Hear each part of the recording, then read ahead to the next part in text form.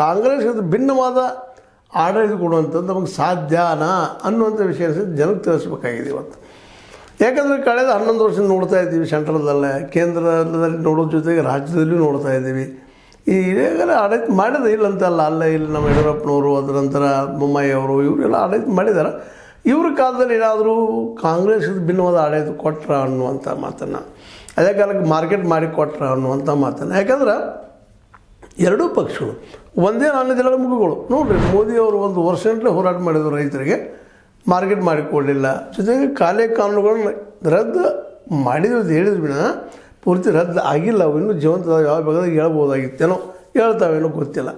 ಯಾಕಂತಂದ್ರೆ 400 ಪಾರ್ ಆಗಿದ್ರೆ ಸಂವಿಧಾನಕ್ಕೆ ಏನೋ ಬದಲಾವಣೆ ತರುವಂಥ ಸಾಧ್ಯತೆಗಳು ಇದ್ದವು ಅವತ್ತು.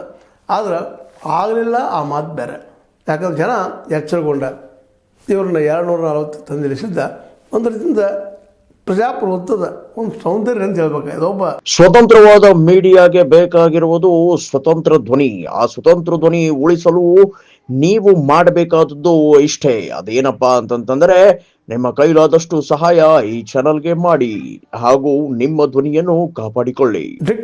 ಡಿಕ್ಟೇಟರ್ ಆಗುವ ಎಲ್ಲ ಸಾಧ್ಯತೆಗಳಿದ್ದಾಗ ಜನ ಎಚ್ಚೆತ್ತುಕೊಂಡ ಇವ್ರನ್ನ NDA ಜೊತೆ ಕೂಡಿಕೊಂಡು, ಅಂದರೆ ಇನ್ನುಳಿದ ಸಣ್ಣ ಪಕ್ಷ ಕೂಡಿಸ್ಕೊಂಡು ಮುಂದೆ ಹೋಗುವಂಥ ಒಂದು ವ್ಯವಸ್ಥೆ ತಂದು ನಿಲ್ಲಿಸಿದ್ರು ಅನ್ನೋದು ಅಷ್ಟೇ ಗಮನಾರ್ಹ. ಹೀಗಾಗಿ ತಾವು ಏನು ಮಾಡಿದ್ರು ಇಲ್ಲಿವರೆಗೆ ರೈತ ಪರವಾದ ಕೆಲಸವನ್ನು ಏನು ಮಾಡಿದ್ದಾರೆ?